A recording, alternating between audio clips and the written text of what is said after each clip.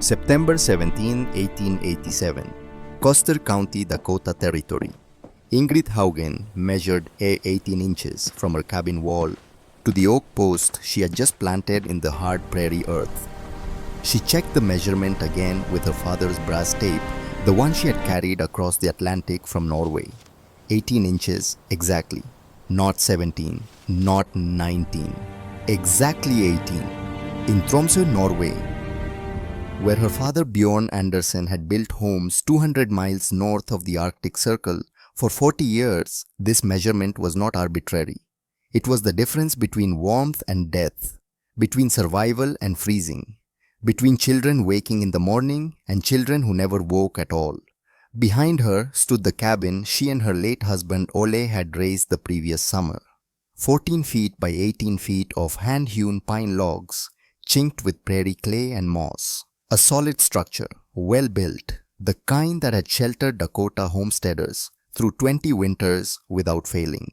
But Ingrid Haugen was building a second wall around it, 30 yards down the dirt road that connected scattered homesteads across the rolling prairie. Silas Grimshaw slowed his freight wagon. The 48-year-old general store owner had driven past the Haugen claim twice already this morning, and both times he had slowed to stare at what the Norwegian widow was doing. Now he stopped, completely setting the brake with deliberate force that spoke of a man who had made a decision. His eyes tracked the line of oak posts Ingrid had planted in a perfect rectangle 3 feet outside her cabin wall. 24 posts visible so far, marching around 3 sides of her home like fence posts that enclosed nothing, protected nothing, served no purpose any reasonable person could determine. Silas shook his head slowly, not with anger, not with contempt, with pity. The Norwegian widow building a wall around her wall. The woman who had buried her husband Ole just 6 months ago, after a horse kick had crushed his chest and drowned him in his own blood. The woman now spending her dead husband's life insurance money, $240 a fortune, by homesteading standards on lumber that made no earthly sense to anyone who had survived Dakota Territory for more than one winter. Grimshaw had sold her the oak posts himself 3 days ago. 32 posts at 17 cents each. $5.44 total. He had counted her money twice, slowly giving her every opportunity to reconsider what she was purchasing. She had paid in cash without hesitation and hauled the posts herself in Ole's old wagon, her 12-year-old son Eric walking alongside through the September heat. The other homesteaders had already started talking. At the morning coffee gatherings that formed naturally at Grimshaw's store, the widow Haugen's mysterious construction project had become the primary topic of conversation, supplanting even discussions of crop yields and cattle prices. But on January 12, 1888, 117 days from this September morning when the temperature would drop 71 degrees in 2 hours, and 47 minutes when sustained winds would hit 45 miles per hour, and visibility would disappear into white nothing when 235 people would die across Dakota Territory in what history would remember as the school children's blizzard. Every soul who made it to Ingrid Haugen's cabin would survive. 16 people would breathe warm air in comfort while their neighbors froze to death 11 miles away in cabins identical to the one Ingrid was now building around. The question on that September morning, as Silas Grimshaw finally released his brake and drove away, shaking his head, was simple and profound. What did Ingrid Haugen know that men who had lived in Dakota Territory for 20 years did not? The answer lay in a place both of her neighbors had never heard of and could not find on a map. Tromsø, Norway, latitude 69 degrees north, 4 degrees above the Arctic Circle. A fishing and sealing town built on an island where winter darkness lasted from November through January, 2 full months without the sun rising above the horizon, and where temperatures regularly touched 40 degrees below zero. Where Ingrid's father, Bjorn Andersen, had worked as a master builder, constructing homes that had to withstand Arctic conditions that made Dakota Territory's harshest winter seem mild by comparison. Ingrid had been born in Tromsø in 1845, the second of 5 children. She had grown up watching her father work, following him to construction sites from the time she could walk, studying his careful measurements and precise techniques with an attention that surprised him. Most daughters learned weaving and cooking. Ingrid learned building. By age 10, she could read architectural plans. By 14, she could calculate roof pitch and load-bearing requirements, better than most apprentice carpenters her father employed. By 16, she understood the single most important principle her father had learned through 40 years of Arctic construction, the principle that had kept his family alive through 54 Norwegian winters, the principle that separated successful builders from dead ones in the far north. Dead air is the finest insulation nature provides. Not wool, though wool was good. Not fur, though fur was better. Not the thickest layer of sod or clay or any material human hands could manufacture or purchase. Still air, air that could not move, air trapped between barriers, so it could not flow, could not convect, could not steal heat through the invisible theft of molecular motion. Air that sat motionless in a space designed to hold it became a blanket more effective than anything weavers could create from the finest fibers. Her father had proven this principle to young Ingrid through direct observation when she was 9 years old. December 1854. She remembered the date because it was 3 days before Christmas and the storm had ruined the holiday celebrations. A blizzard had struck Tromsø without warning, roaring in from the Arctic Ocean with winds that tore fishing boats from their moorings and temperatures that dropped to 42 degrees below zero. The storm lasted 4 days. When it finally passed, 2 families on their street, the Olsens and the Bergs, had lost children. Both families had lived in single-wall homes, well-built structures, with thick log walls and proper chinking, the standard construction that most people in Tromsø considered adequate. Both families had maintained massive fires through the storm, burning through their entire winter wood supplies in 4 desperate days. Both families had wrapped their children in every blanket they owned. It had not been enough. Ingrid remembered standing at her window at age 9, watching Mr. Olsen carry his daughter's small body out of his house wrapped in a quilt. Remembered the sound of Mrs. Berg screaming when her son stopped breathing, despite everything she had done to warm him. Remembered her own fear that she might be next, that her own parents might not be able to protect her from cold that could kill even inside a house with a fire burning. But the Andersen home, with its double-wall construction and 18-inch gap filled with layered birch bark and moss creating thousands of tiny air pockets, had stayed warm through the entire storm with a fire half the size of their neighbors. Young Ingrid had watched her father record the measurements in his building journal, the leather-bound book where he documented everything he learned about Arctic construction. Outside temperature -38 degrees Fahrenheit. Inside the Andersen double-wall home 49 degrees with a modest fire. Inside the Olsen single-wall home across the street 21 degrees despite a fire 3 times larger that consumed wood at a rate the family could not sustain. 28 degrees of difference. The width of 18 inches of trapped air explained in numbers that could not be argued with. Her father had made Ingrid read the entry 3 times, made her understand, made her memorize the numbers. This is not building knowledge, he had told her in Norwegian. This is survival knowledge. Remember it. Teach your children. Never forget that dead air saves lives when nothing else can. Years passed. Ingrid grew, learned, worked alongside her father on construction projects. At 23, she married Ole Haugen, a young fisherman with dreams of something more than nets and boats. At 28, when Ole announced he wanted to try homesteading in America, Ingrid had supported the decision despite her mother's tears. But before they left Tromsø, Ingrid had asked her father for one thing: not money, not furniture, not family heirlooms. His building journal. Bjorn Andersen had given it to her without hesitation. 40 years of construction knowledge, weather observations, survival techniques, documented in careful handwriting. "You will need this," he said simply. "America gets cold too." Among those pages was an entry that Ingrid had read many times during the voyage across the Atlantic, and many times more during their first difficult years breaking prairie-sodden Dakota Territory. An entry from March 1878 written when Ingrid was 33 years old and already living with Ole in their small Tromsø house. Her father had read this entry aloud to the family one evening, his voice carrying the weight of hard-earned wisdom. Ingrid had been present, had listened carefully, had never forgotten. March 15, 1878. Weather turned warm.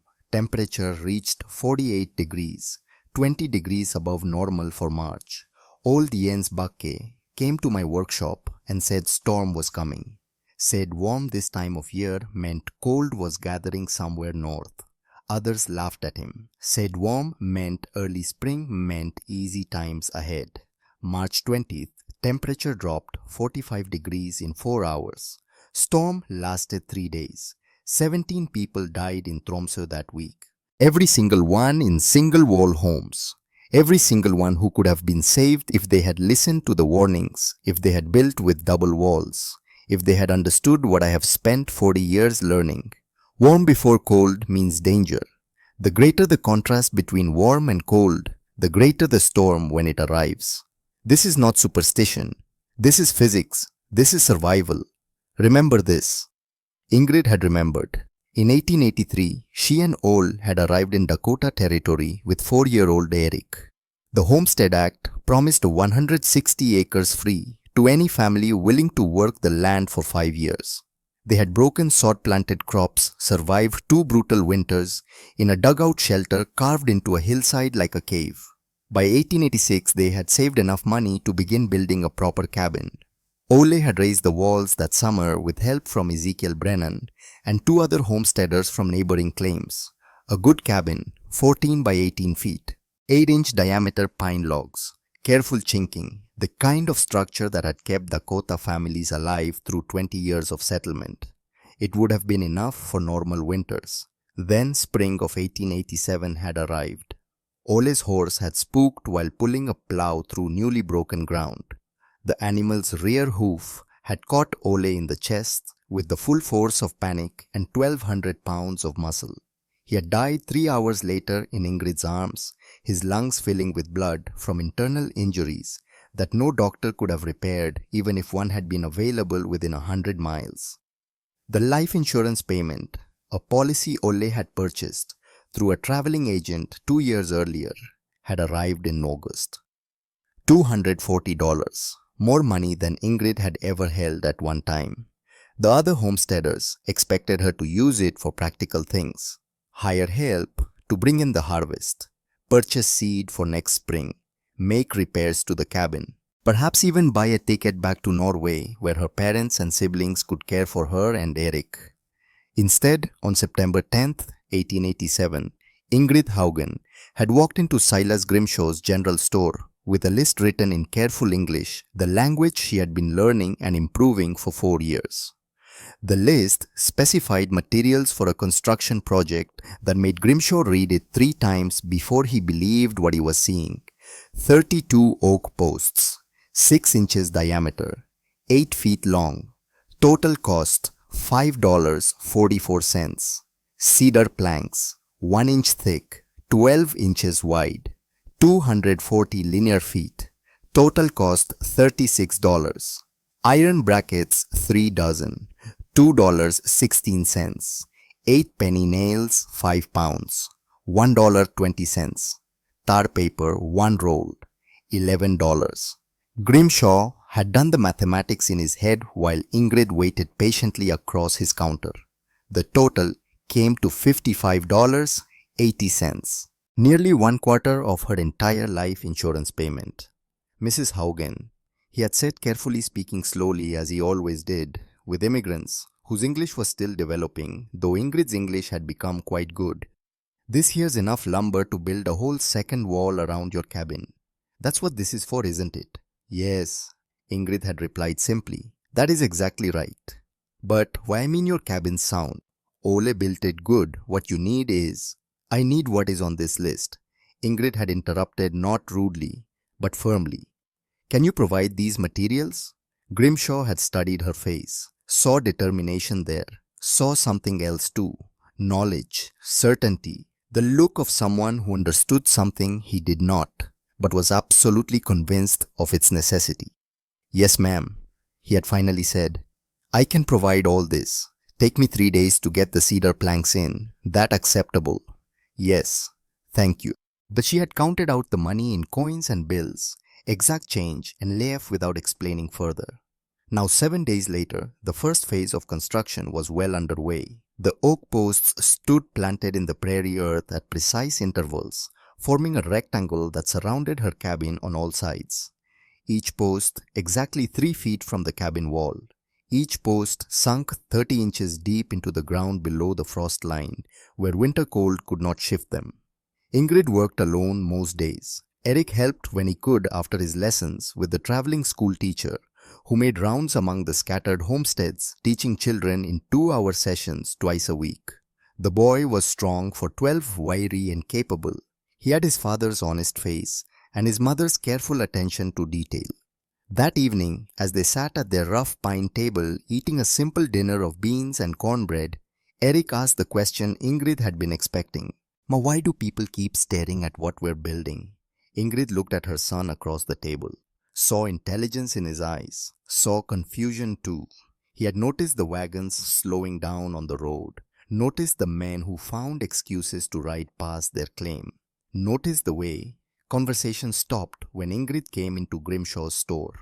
Because they do not understand yet what we are building or why, Ingrid said carefully. They will understand later. Understand what? That cold is the same everywhere. That physics does not change because you cross an ocean. That air which cannot move cannot steal heat. That dead air trapped between walls is the finest insulation God has provided to those who know how to use it. Eric considered this in silence for a moment, chewing his cornbread. When will they understand? Ingrid looked toward the window. Outside, the September evening was mild and pleasant, 70 degrees, harvest weather. The kind of warm Dakota autumn that made men forget how brutal the winter could turn, how fast conditions could shift from comfortable to catastrophic. When winter comes, she said quietly, they will understand when winter comes. She did not tell him about the other things she had been noticing. The migration patterns of birds departing their nesting grounds 2 weeks earlier than she had observed in previous years. The way the horses at the Brennan homestead 3 miles south had begun clustering together in the far corner of their pasture, heads turned away from the northwest wind even though the wind was still warm. The unusual warmth of early September temperatures in the low 70s when historical averages suggested low 60s that reminded her disturbingly of the weather patterns her father had described in his journal entry from March 1878. These were observations a 12-year-old boy did not need to carry into his dreams. 3 days later, on a bright afternoon when the temperature touched 75 degrees, Ezekiel Brennan stopped his wagon at the edge of Ingrid's property. The 44-year-old carpenter sat for a long moment, studying the posts that now ringed 3 complete sides of the Haugen cabin. Then he climbed down and walked over to where Ingrid was measuring placements for the final corner posts. Brennan had homesteaded Dakota Territory for 18 years, had arrived in 1869, only 5 years after the territory was officially organized, when settlement was still sparse and dangerous. He had built a dozen cabins with his own hands and helped raise 20 more. He knew construction the way some men knew scripture through long study, hard experience, and accumulated wisdom that came from seeing what worked and what failed, which made his question entirely reasonable and his tone genuinely curious rather than mocking. Mrs. Haugen, he called as he approached. I don't mean any disrespect, but I got to ask, what exactly are you building here? Some kind of windbreak fence livestock pen. Ingrid straightened from her work, wiping her hands on her work dress. No, Mr. Brennan, a second wall. Brennan's weathered face showed genuine confusion. A second wall. Yes, with 18 inches of space between this wall and my cabin wall. But Brennan looked at the posts, then at the cabin, then back at Ingrid. Why, I mean, one wall keeps the wind out. Two walls is just, well, it's twice the lumber for the same result, isn't it? In Tromsø, where I come from in Norway, we build this way, Ingrid explained patiently. The air between the walls traps heat. It cannot move. Dead air is the finest insulation. Better than thick walls. Better than many blankets. Brennan shook his head slowly, not in anger but in genuine incomprehension. Mrs. Haugen, I mean this with respect, but this ain't Norway. Dakota's different. I've survived 30 winters here in single-wall cabins just like yours. A good tight cabin with proper chinking is all anyone needs. You're spending all this insurance money on something that, well, that won't help you none. Come January. He meant it kindly. Ingrid could hear the genuine concern in his voice. This was not cruelty. This was not mockery. This was a man who had 18 years of Dakota experience trying to prevent a widow from making what he honestly believed was a terrible mistake with the resources she could not afford to waste. I appreciate your concern, Mr. Brennan, Ingrid said quietly but firmly. But I have seen what happens when walls are not built this way. I will not take that chance. Not with my son depending on me. Brennan looked past Ingrid to where Eric was stacking lumber near the barn. The carpenter's expression softened visibly. He had 3 children of his own.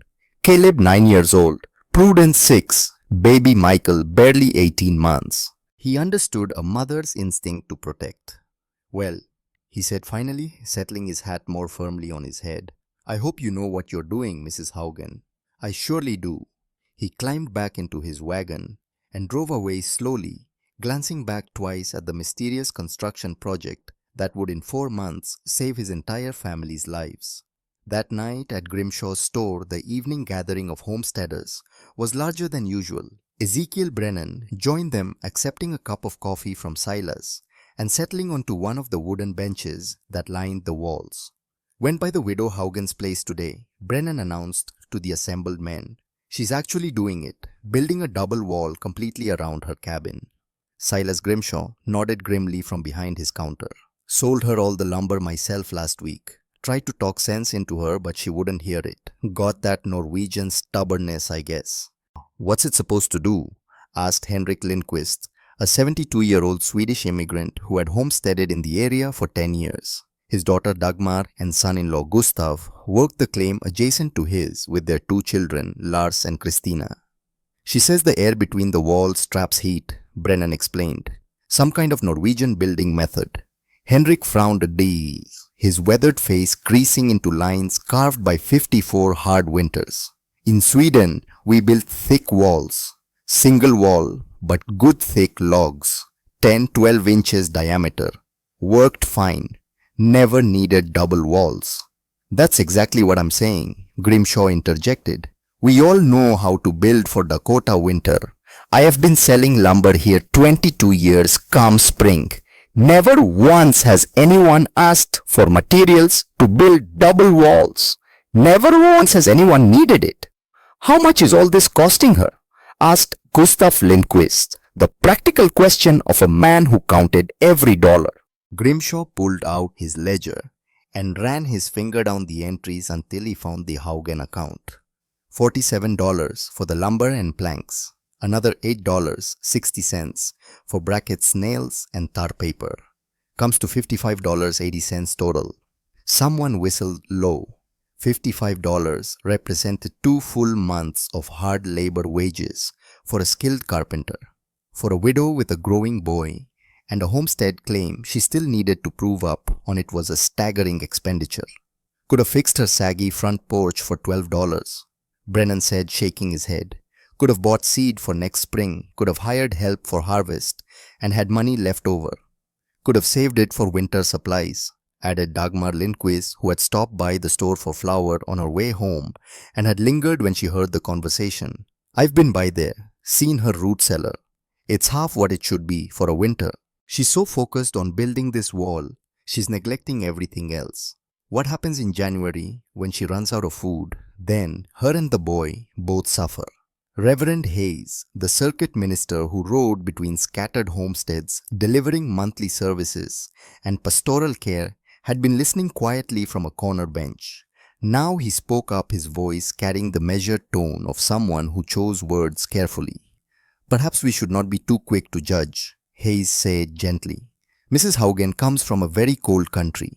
Perhaps she knows something about winter that we have not yet learned." "She's from Norway, Reverend," Grimshaw said, "not from the North Pole. And even if Norway gets cold, Dakota's its own place with its own weather. Can't just transplant old country ideas here and expect them to work.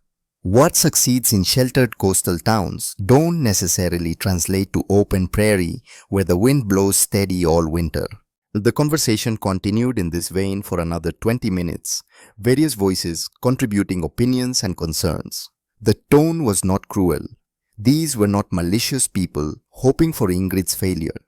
They were genuinely concerned neighbors who believed they were watching a widow make a costly mistake, born of grief, stubbornness, or foreign ideas that did not apply to American reality. By the time the gathering broke up, the consensus was clear. Ingrid Haugen was spending her resources foolishly. Come spring, when her money ran out and the double wall proved no better than a single wall at keeping out Dakota cold, someone would need to help her. Because that's what neighbors did. They took care of their own even when their own made poor decisions. The construction continued through the final weeks of September and into October. The outer wall rose in carefully measured stages. First, the posts sunk deep and tamped solid. Then the cedar planks, which Ingrid installed vertically rather than horizontally, Norwegian style rather than American. Vertical planks shed rain, better dried, faster, lasted decades longer. Her father's journals documented the difference through 40 years of observation. She was building for the long term. She left gaps, 3 inches wide, positioned every 6 feet along each wall section. Deliberate spaces that allowed air to move just enough to prevent moisture buildup, but not enough to create heat-stealing drafts. To untrained eyes watching from the road, the gaps looked like mistakes, like she had run out of planks mid-section and intended to fill the spaces later. Some men watching actually felt a pang of sympathy, thinking the poor widow had miscalculated her lumber order. They were wrong. By mid-October, the outer wall stood complete, 12 feet 7 inches tall, matching perfectly with the ridge line of her cabin roof. Cedar planks installed plumb and true with those mysterious 3-inch gaps, positioned precisely where Ingrid intended them. Now the real work began. October 18, 1887. Ingrid opened her barn doors and began the process that would occupy her for the next 6 weeks. She had been gathering materials since early September before she had even purchased the lumber from Grimshaw. Prairie grass cut and dried in large bundles and stacked in her barn. Bags of earth sifted fine and mixed with clay from the creek bed 3 miles north. Moss collected from the same creek, dried and broken into workable pieces. Eric helped load the old wagon. "We're putting all this between the walls." "Yes," Ingrid confirmed. "In layers. 6 inches of grass, then 2 inches of earth, then more grass, then more earth, all the way to the top." Why layers? Because it creates small air pockets, thousands of them. Many small pockets are better than one large empty space. The air cannot move freely. It becomes trapped, and trapped air is what keeps us warm. She searched for a comparison he would understand. Like your winter coat, the wool fibers do not keep you warm by themselves. They hold air between the fibers. Hundreds of tiny air spaces. That trapped air is what stops the cold. This is the same principle, but much larger. Eric nodded slowly. He was beginning to grasp the concept. The filling process was exhausting work that would consume 3 full weeks of dawn to dusk labor. Ingrid developed a methodical rhythm. Take a bundle of prairie grass, stuff it into the 18-inch gap between walls. Pack it firmly, but not too tightly. Compressed grass lost its air pockets and became less effective. Then spread a 2-inch layer of the earth-clay mixture over the grass. This created a horizontal barrier that forced air to move around rather than through the insulation. then another grass layer, then more earth, layer after layer building upward from ground level.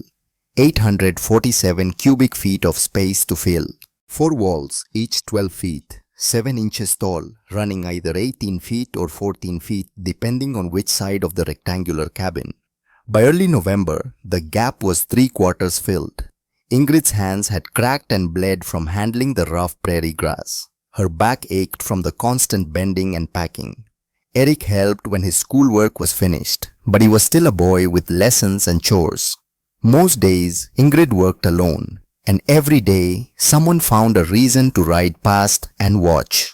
November 8th, a cold morning with temperature at 32 degrees. Ezekiel Brennan returned this time with his wife Anna.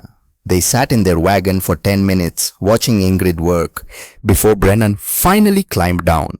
"Mrs. Haugen," he called, approaching slowly. "Can I speak with you?"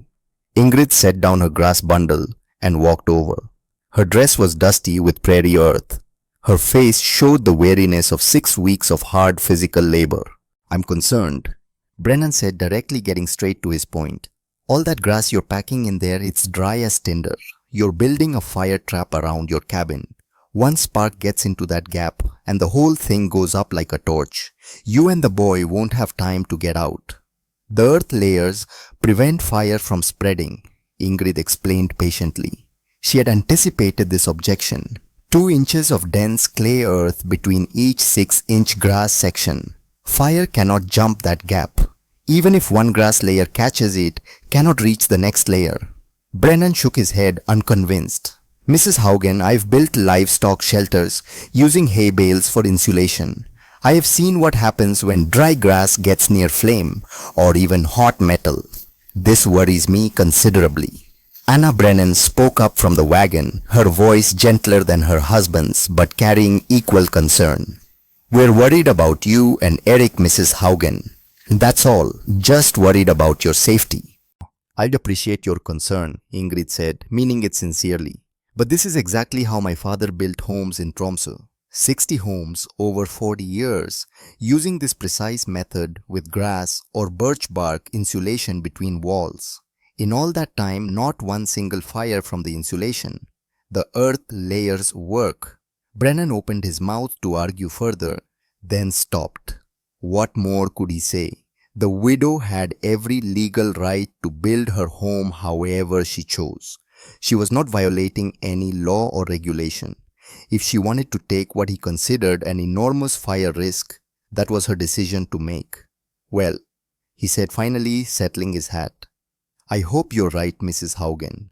For your sake and the boys, I surely hope you're right." They drove away and Ingrid returned to her work. That evening, as the sun set early in the November sky, Dagmar Lindquist appeared at Ingrid's door, carrying a basket covered with a cloth. Inside were fresh bread and apple preserves, the kind of neighborly gift that homesteading women exchanged regularly as both courtesy and survival strategy. Dagmar set the basket on Ingrid's rough table and then stood watching through the window as Ingrid finished packing one more grass layer before darkness made continued work impossible. "You must be exhausted," Dagmar said when Ingrid came inside. "I am," Ingrid admitted simply. "Then why not rest? Leave this work for spring when the weather's better, because winter does not wait for spring." Dagmar turned from the window to face Ingrid directly. The Swedish woman was 39 years old, practical and hardworking, not given to unnecessary drama. But concern showed clearly in her eyes. "Ingrid, listen to me as a friend. You're working yourself to exhaustion on this wall. You're not tending your winter food stores properly. I have seen your root cellar. It's half what it should be for 2 people facing a Dakota winter. You're so completely focused on this construction that you're neglecting what actually matters for survival. Food, firewood, the practical things. This wall is what matters," Ingrid said quietly, but with absolute conviction. "The food can be stretched. The firewood I have will be enough. But if this wall is not finished before deep cold arrives, all the food in the world will not save us if the cold gets into the cabin." "But Ingrid," Dagmar, "I have seen children freeze to death inside homes that had fires burning. I have heard their mothers scream. I was 9 years old, and I stood at my window and watched it happen. This wall prevents that from ever happening to my son. Everything else can wait. This cannot." Dagmar had no answer for that.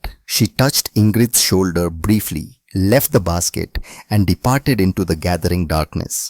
November turned cold. First frost came on the 14th, early even for Dakota. By the 20th daytime, temperatures struggled to reach 40 degrees. Nighttime temperatures had dropped into the low 20s. The homesteaders of Custer County began their final winter preparations. Firewood stacked in massive piles, root cellars filled to capacity with vegetables that would have to last until spring. Livestock moved to whatever winter shelter each family could provide.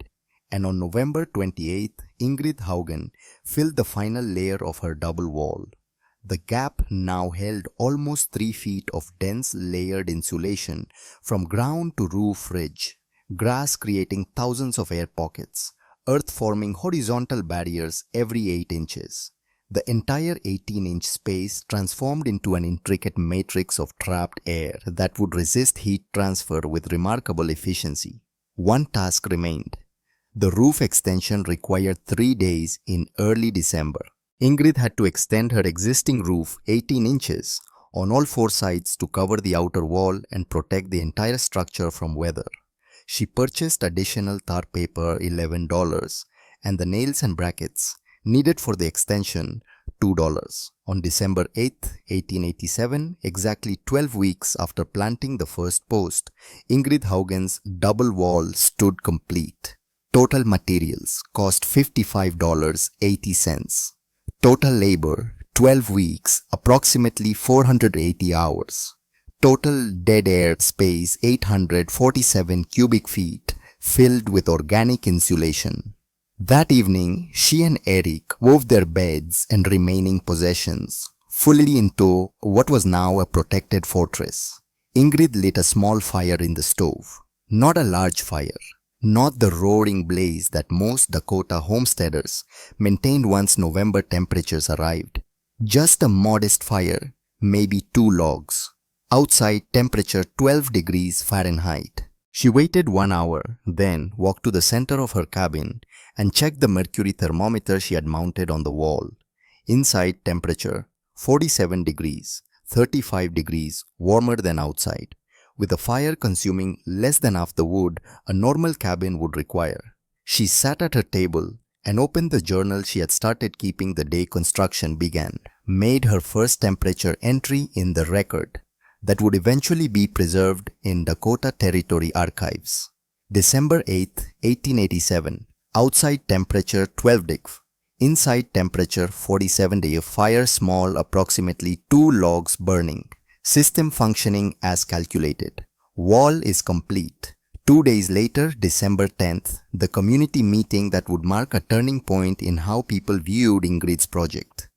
The gathering took place at the church schoolhouse that served the scattered homesteads, a simple building that functioned as church on Sunday, school during the week, and community meeting hall when needed. Reverend Hayes had posted notices calling the meeting to discuss winter preparedness and mutual aid arrangements.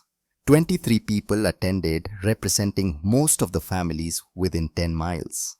Ingrid sat in the back with a rake, listening as Reverend Hayes discussed standard topics: the importance of maintaining adequate firewood supplies, proper food storage to prevent spoilage, plans for checking on isolated families during severe weather. Then Silas Grimshaw stood up. "Reverend Hayes, if I may speak, I think we need to discuss something important. We need to talk about being realistic with our resources." He paused and several heads turned subtly toward where Ingrid sat. Not obviously, but the movement was there. "I'm not naming any names," Grimshaw continued, "but there's been some unusual construction projects this fall. Money spent on things that don't make practical sense, according to anyone who's actually lived through Dakota winters. As a community, we need to be prepared to help folks who might find themselves in trouble come January because they made poor choices with limited resources." Ezekiel Brennan shifted uncomfortably on his bench. Dagmar Lindquist looked down at her hands. The message was clear without being explicitly stated. Then Gunnar Thornquist stood. The 51-year-old Swedish immigrant commanded immediate attention. For 16 years, Thornquist had maintained detailed weather records, daily temperature readings, precipitation measurements, wind observations, barometric pressure when his instruments were working. He published an annual almanac that homesteaders consulted for planting decisions and weather predictions. He was the closest thing the community had to an official meteorologist. If I may add something, Thornquist said, his voice carrying the authority of someone who spoke from data rather than opinion. I've been hearing talk about double wall construction based on Norwegian building methods. I want to state clearly for the record, so there's no confusion going forward. Dakota winter is not Norwegian winter. The climate patterns are fundamentally scientifically different.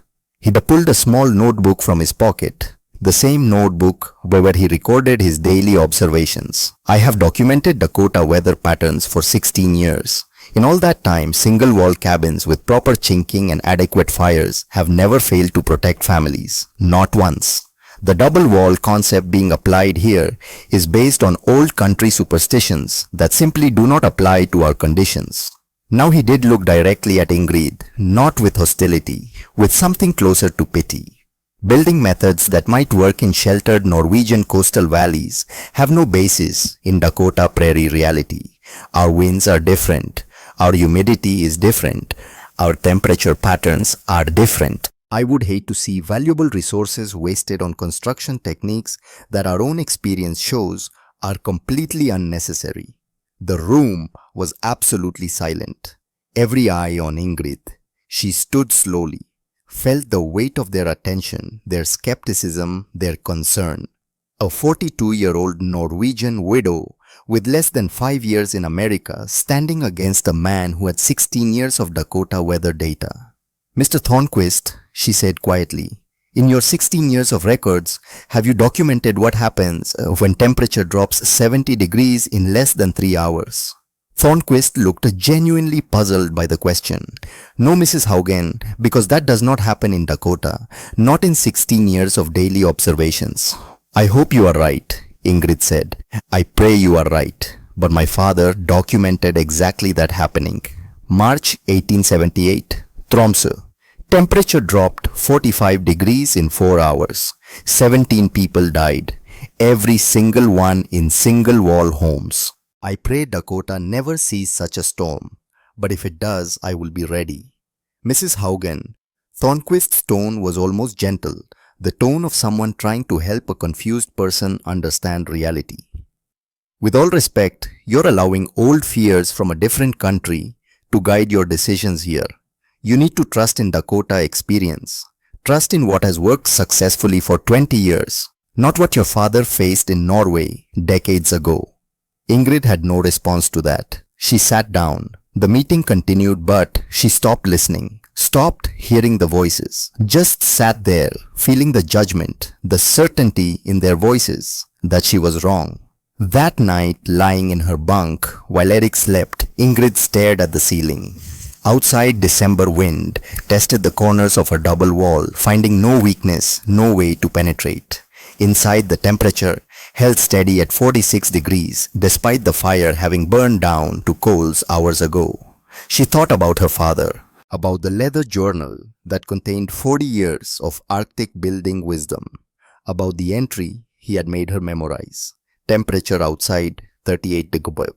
Single wall homes, multiple deaths. Our home double wall, 18, gap 0 deaths. The mathematics are clear. Dead air saves lives. When others mock what they do not understand, build anyway. Truth proves itself without argument. She reached for her own journal in the darkness. Wrote by feel barely able to see the page. December 10th, 1887. Community meeting.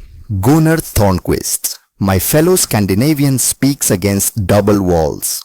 Says Dakota is different from Norway, that single walls have never failed here. This wound's coming from one of my own people, but it changes nothing. When storm comes, they will understand. I pray I am wrong about the science, but if I am right, this wall will save Eric's life. That is all that matters. December descended into serious cold. By the 15th, nighttime temperatures were regularly below zero. By the 20th, they had touched -15. Ingrid maintained her journal religiously. Every morning at 6, the same routine. Record outside temperature, record the inside temperature, record fire state and estimated wood consumption. The pattern that emerged was undeniable to anyone who looked at the data. Deck 15 outside .2 inside 48 degree, fire 2 logs overnight. Deck 16 outside 7 degree, inside 49 day, fire 3 logs over 12 hours. Deck 17 outside Opulevitaptef inside 47 d, fire porter 4 logs over 12 hours. Her consumption rate stabilized at approximately 2.3 cords of wood per month. She had started winter with 4 cords stacked behind her cabin. At current rates, she would finish winter in March with at least 1 cord remaining. 3 miles south, Ezekiel Brennan was maintaining fires that consumed approximately 6.8 cords per month. He had started with 8 cords. By late December, he had already burned through 3 of them and was beginning to worry about whether his supply would last until spring. The difference was 18 inches of dead air. December 22nd, Dagmar Lindquist stopped by with a Christmas gift for Eric and a hand-knitted scarf in blue wool. She found Ingrid outside splitting kindling in the weak winter sunlight that barely lifted above the southern horizon this time of year. Ingrid, Dagmar started to say, then stopped. She had noticed something, felt something. The air immediately around Ingrid's cabin felt different, warmer somehow, even though they were standing outside in 20-degree weather. Curious, she walked to the outer wall and placed her palm flat against the cedar planks. They were warm, noticeably warm. Your wall, Dagmar said, slowly processing what she was feeling.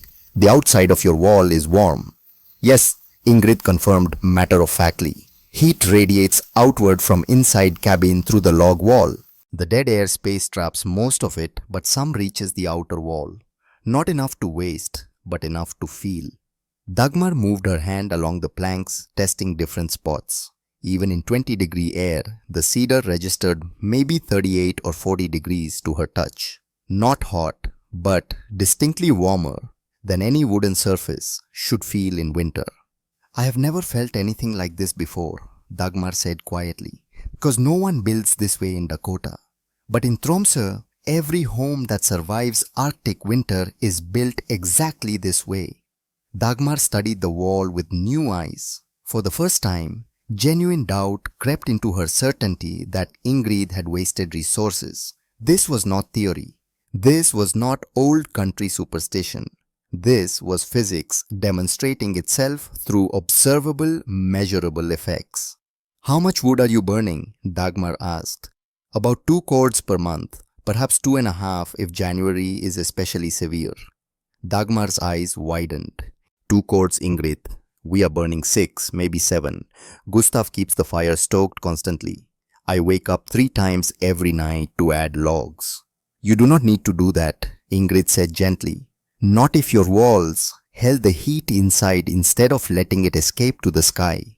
But despite this demonstration, Gustav Lindquist did not come to see for himself.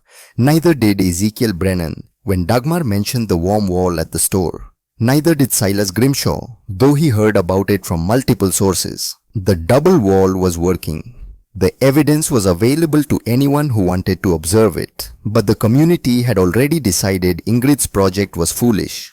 Changing that collective opinion would require more than warm exterior planks and reduced firewood consumption. It would require catastrophe. Christmas came and went quietly. On Christmas evening, Reverend Hayes made his rounds to scattered homesteads.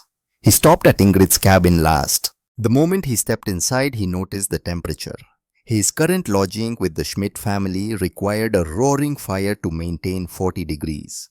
Ingrid's cabin, with just a gentle fire in the stove, registered over 50 degrees.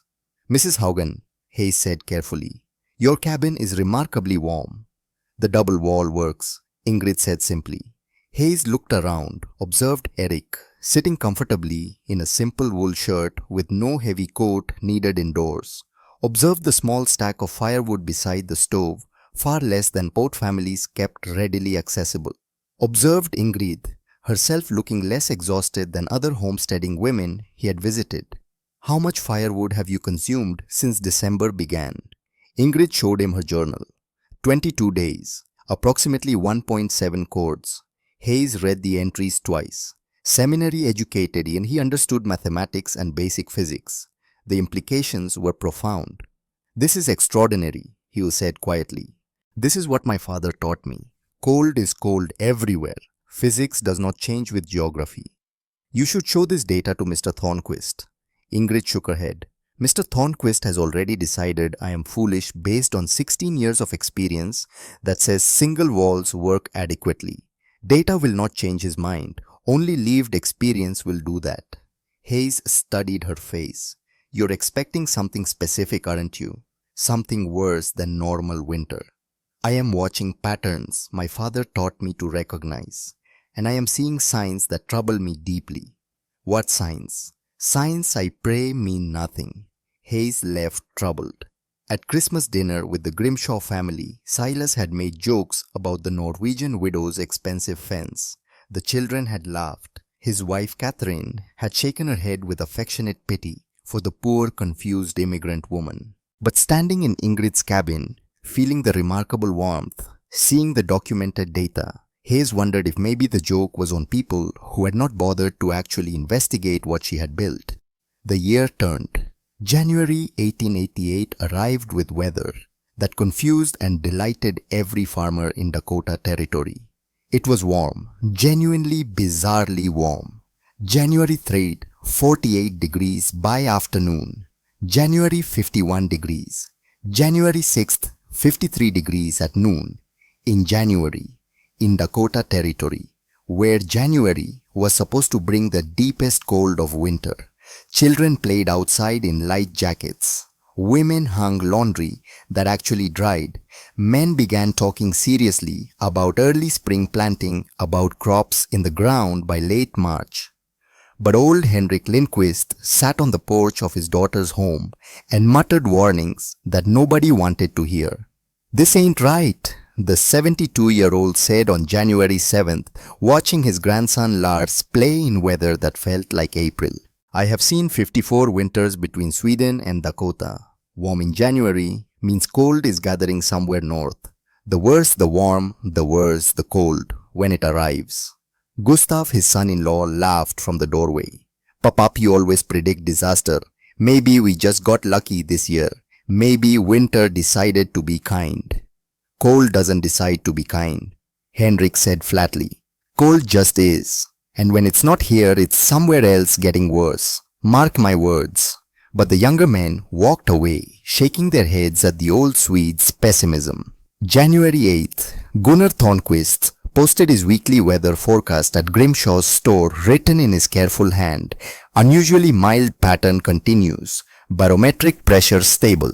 Historical records show winters of 1871 and 1879 had similar warm Januaries with no adverse effects. Expect continued pleasant conditions through mid-month. Possible light precipitation late next week, but nothing severe. This winter has been a gift. Early spring appears likely. He signed it with his usual notation, GT, 16 years. Dakota Observations. Ingrid saw the forecast when she stopped at the store for lamp oil. Read it carefully, said nothing, paid for her oil, left. But that evening, she made an entry in her journal that would later be studied by meteorologists and historians. January 8, 1888. Temperature reached 54 degrees day, warmest January. Reading anyone can remember. Gunnar says, mild weather will continue. I pray with all my heart. He is right. But every sign my father taught me to watch says otherwise. Pressure has been dropping for 3 days despite Gunnar's instruments showing stable. All birds completely gone, not just migrated, but vanished. Animal behavior, abnormal silent hiding, sky too clear, air too still. This feels exactly like father's description of March 15, 1878. Warm before cold means danger. The greater the warm, the greater the storm. We are ready. God protect those who are not. She closed the journal, checked her supplies one final time. Food for 2 weeks without resupply. Water in every available container. Firewood stacked inside the cabin enough for 5 days of continuous burning without going outside. Extra blankets, medical supplies, based on her father's notes about treating hypothermia and frostbite. Everything she could think of. Everything her father's 40 years of Arctic survival had taught her. Then she lay down to sleep, though sleep came hard, and listened to the wind that had begun to rise from the northwest.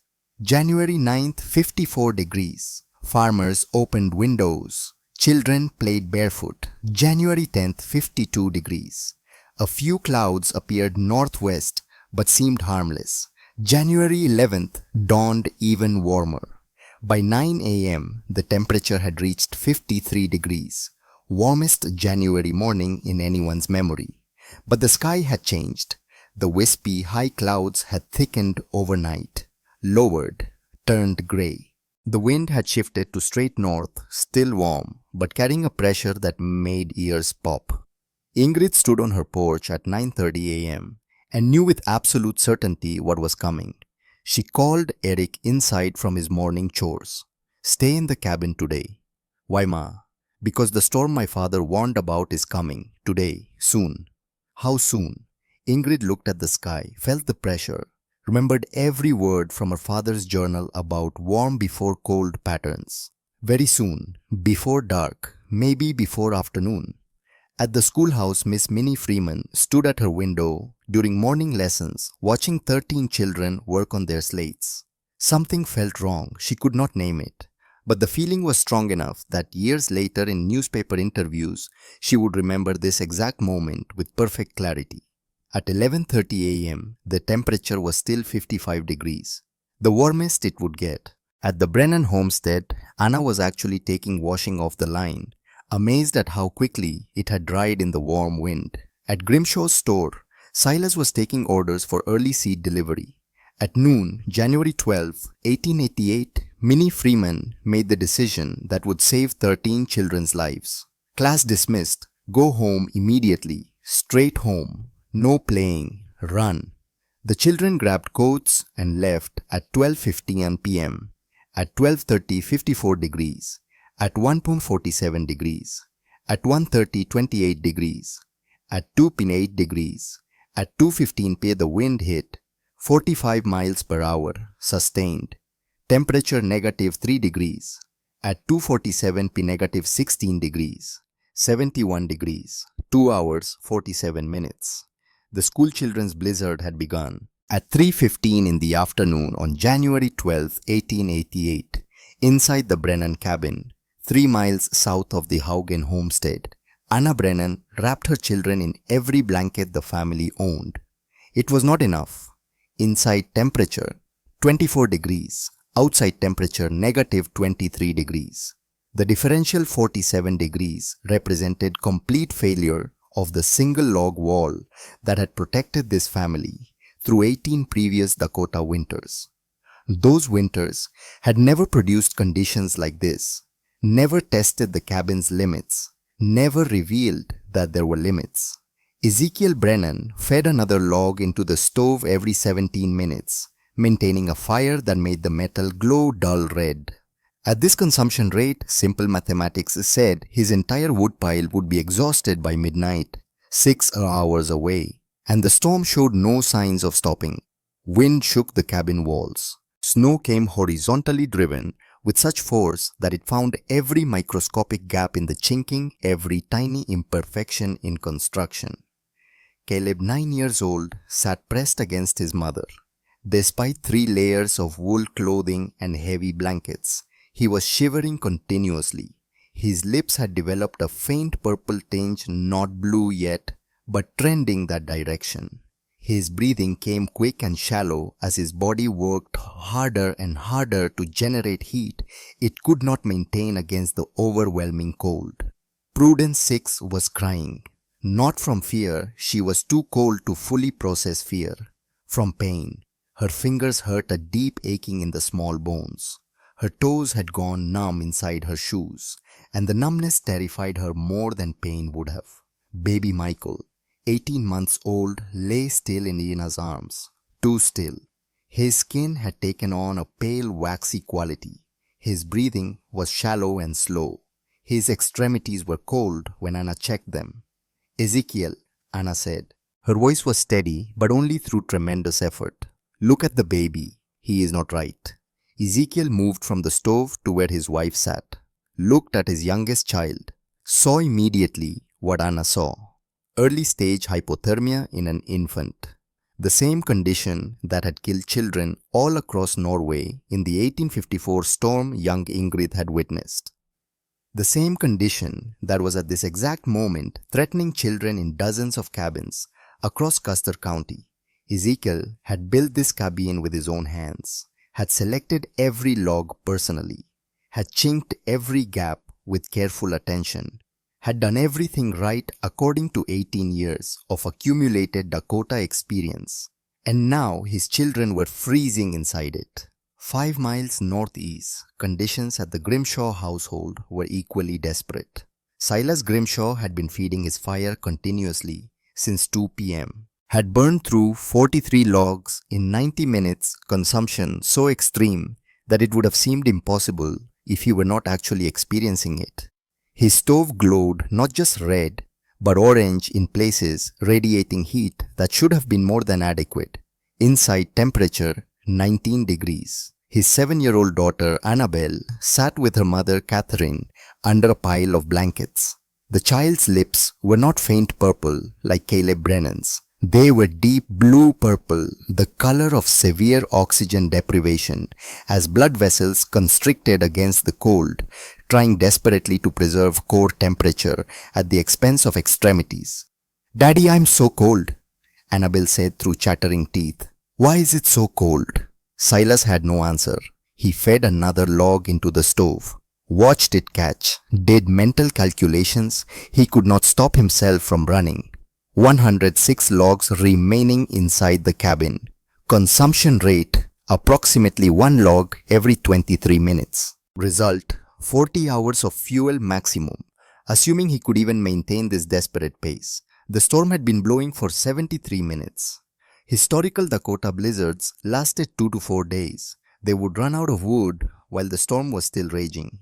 His 4-year-old son James had stopped shivering 20 minutes ago. Now the boy's body shook in periodic spasms, involuntary responses as his core temperature dropped into ranges where basic neurological functions began to fail. 4 miles west at the Lindquist household, old Henrik was dying. The 72-year-old Swedish immigrant sat in a chair wrapped in blankets, speaking in confused fragments that made no grammatical sense. "The sheep need, is it morning? Check the fence before..." Words that trailed into silence, then started again in the middle of different thoughts. Dagmar recognized the symptoms. She had seen them once before years ago in Sweden. Confusion, slurred speech, disorientation, loss of linear thought. Henrik's core body temperature was dropping, affecting his brain's ability to function. The brain was being sacrificed to preserve more critical organs. Inside, temperature 27 degrees.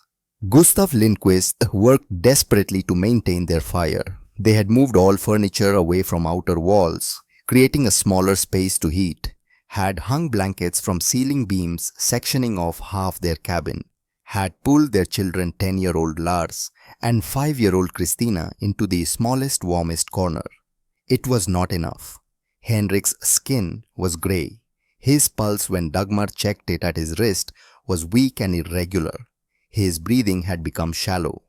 "Gustav," Dagmar said quietly, not wanting the children to hear, but needing her husband to understand the reality. "My father is dying." Gustav said nothing, just fed another log and watched it burn, knowing it was inadequate, had always been inadequate against cold this severe. All across Custer County, the same scenes played out in cabin after cabin. Single-wall structures failing catastrophically. Parents watching their children suffer. Elderly succumbing to cold that penetrated walls designed for normal winters. But at the Haugen homestead, conditions were different. At 4 p.m., with the storm reaching its full violence, Ingrid made careful entries in her journal. Outside temperature 29 degrees, wind sustained 47 mmPa, gusts to 62 mmPa, visibility 0 beyond 6 feet, inside temperature 51 degrees, fire moderate approximately 3 logs per hour, system functioning as designed. The double wall was performing exactly as her father's journals had promised. The 18 inches of dead air, broken into thousands of tiny pockets by layers of prairie grass and earth, was refusing to allow the exterior cold to penetrate. Heat from the cabin's interior radiated into the log walls, but instead of escaping to the atmosphere, it became trapped in the insulating gap. Temperature gradient across the wall assembly, 41 degrees over 18 inches of space. Eric sat at the table in his shirt sleeves, working on arithmetic. No coat, no blankets, just normal indoor clothing because the cabin was genuinely comfortable. "Ma, do you hear something?" Ingrid listened. Beneath the howling wind, something else. Rhythmic pounding, desperate. She grabbed a lantern, moved to the entrance, not the cabin door, but the outer door, the one built into the cedar wall 18 inches from her living space. The double door system created an airlock, a buffer zone that prevented cold from directly entering when the outer door opened. She unlatched the outer door and pulled inward against the wind. 3 figures stood in swirling snow, barely recognizable under layers of ice. Ezekiel Brennan supporting his wife Anna, Anna clutching baby Michael against her chest, the infant wrapped in blankets, frozen stiff as boards. "Mrs. Haugen," Ezekiel managed through frozen lips. "Please, the children, our cabin, please." Ingrid did not hesitate, did not pause to ask questions, did not consider anything except immediate action. "Come, quickly." She pulled them through the outer door, latched it, opened the inner door. Heat flooded the airlock like water breaking through a dam. The Brennan family literally fell into the cabin. Anna collapsed to her knees, still holding the baby. Ezekiel leaned against the wall, gulping warm air. "Caleb and Prudence," Anna said, through frozen tears. "Still at home. Ezekiel has to go back. But Michael, please, he is so cold. He stopped making sounds." Ingrid knelt and gently took the baby from Anna's arms, unwrapped the frozen blankets with practiced efficiency, examined the infant with hands trained by her father's teachings about cold exposure, blue-gray lips, cold waxy skin, rapid shallow breathing, pale extremities approaching white, classic moderate hypothermia. But Ingrid had seen this before. Norway, 1854. Her younger brother Sven, after he stayed too long checking fishing nets. Her father had saved him using methods passed through generations. Eric bring 3 light cotton blankets from the chest, not wool, cotton, and water room temperature half a cup. She began the rewarming process. Critical, life or death critical. Too fast would shock the system, could cause cardiac arrhythmia, could kill. Too slow would not stop the decline. She needed the precise balance her father had taught her. Warm the core first, protect extremities, gradual, gentle, constant attention. "My other children," Anna sobbed. "I had to choose. Michael was worst, but Caleb and Prudence. Ezekiel will get them," Ingrid said firmly. She looked at the carpenter. "Can you make it back?" "I have to. Go now. Every minute matters." Ezekiel Brennan, who had told Ingrid she was wasting resources, nodded and plunged back into conditions that were killing people across the territory. Ingrid worked on Michael, light blankets loosely wrapped. The heavy wool would trap heat too. Suddenly against his cold skin could cause surface warming, while core remained dangerously cold. Room temperature water on his lips, just moistening the tissue, beginning slow internal warming. Anna watched, shivering violently, as her own body responded to warmth after extreme cold. "Will he live?" "Yes," Ingrid said with absolute certainty. He will live. 20 minutes later, Ezekiel returned with Caleb and Prudence, both children hypothermic but conscious. Ingrid repeated the process. Blankets, water, positioning near the stove but not too close. Cabin temperature had dropped to 48 degrees with 5 additional people and repeated door openings. The fire compensated. The system held. 6:30 p.m. Another knock. Silas Grimshaw. Catherine carrying Annabel. James clinging to his mother's skirt. Mrs. Haugen. Grimshaw said, his voice broke completely. My daughter. I don't know if she, please. 4 months ago, this man had laughed about her expensive fence, had calculated her foolishness, had predicted her failure. None of it mattered. Come inside. The Grimshaw family entered. Annabel's condition was critical, worse than Michael had been. Deep blue-purple lips, almost black. Grey skin, barely perceptible breathing. Ingrid went to work. Same techniques, blankets, water, gradual warming, methods that had saved Arctic lives for 200 years. 7:15 p.m. Third knock. Gustav Lindquist with Henrik barely conscious in his arms. Dagmar behind with Lars and Christina. Ingrid Henrik is dying, Dagmar cried. He does not know where he is. Severe hypothermia, confusion, grey skin, weak pulse, minutes from death. Ingrid had seen this presentation too. Tromsø, 1854, Oldiensbake. Her father had saved him using a specific technique. Corner. Away from direct heat, we warm from inside. She prepared weak broth barely above room temperature, fed it to Henrik in teaspoons, his core temperature so low that digestive system was failing.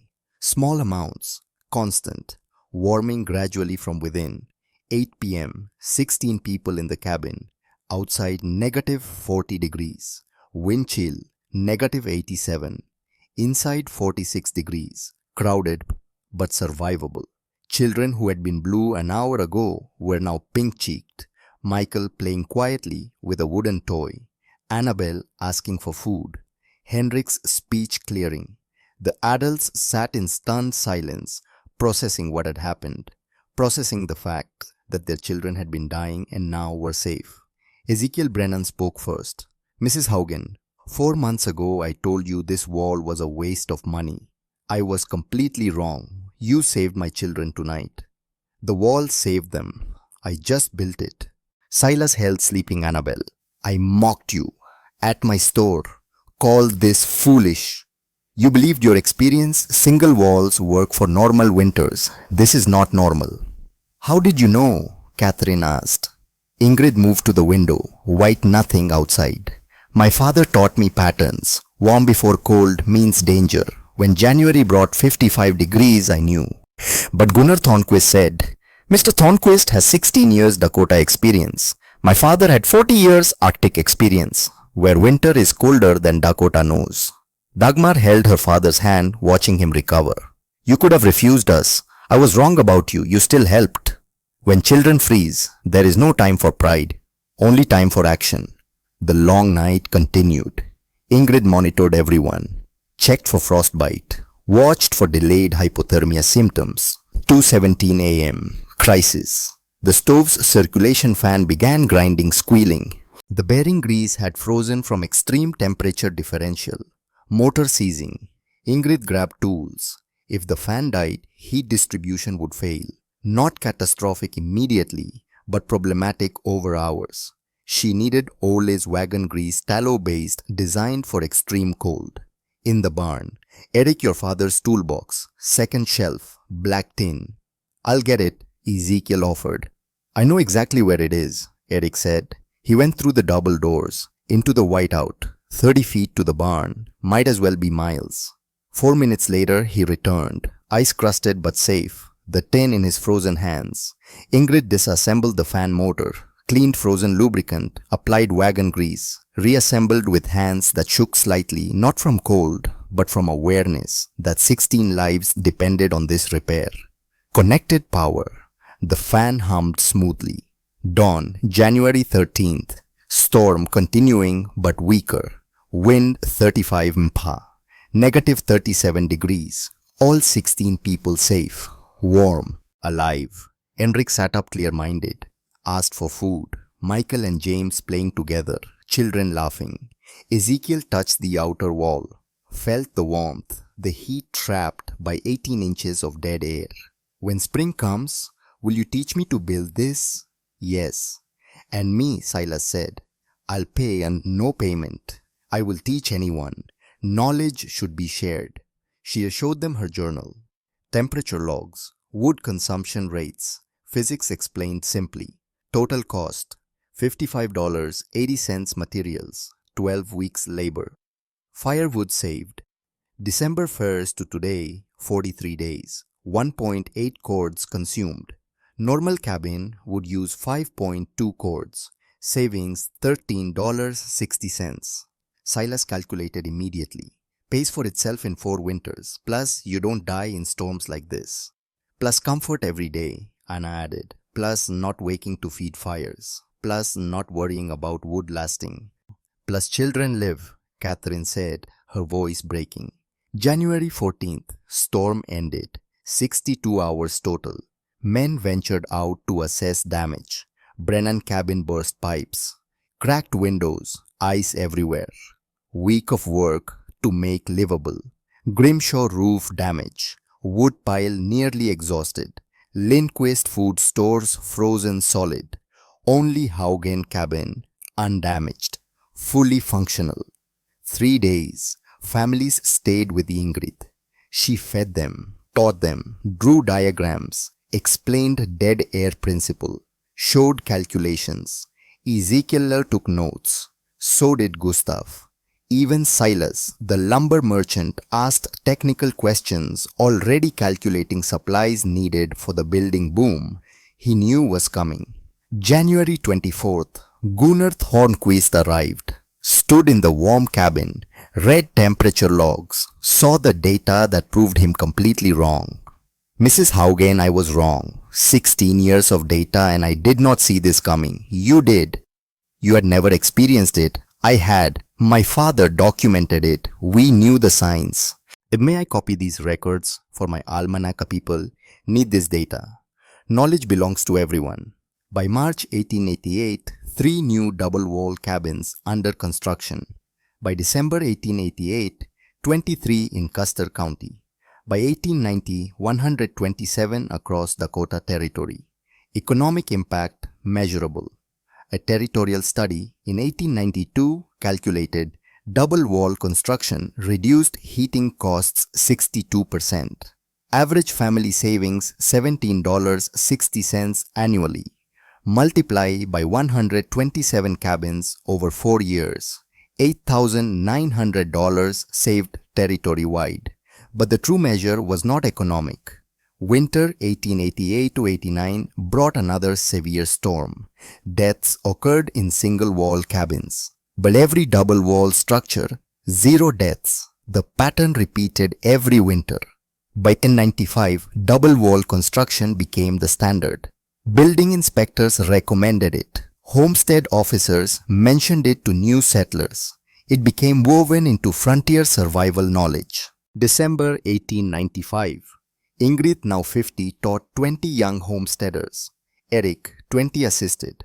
Why didn't anyone think of this before? A young man asked. Ingrid smiled. They did.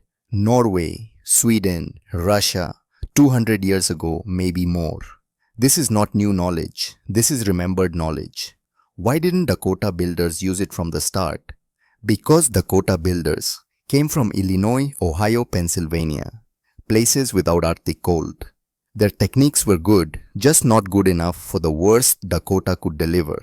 Sometimes old knowledge from the coldest places is the best knowledge. Cold is cold everywhere. Physics does not change. The answer to cold is not more. Fire is expensive, consumes resources. The answer is smarter building. Trap heat. Let dead air do work. Wood cannot sustain. This is what my father taught me. This is what I teach you. This is what you will teach your children. The lesson continued 2 hours. When homesteaders left, they carried diagrams, measurements, understanding.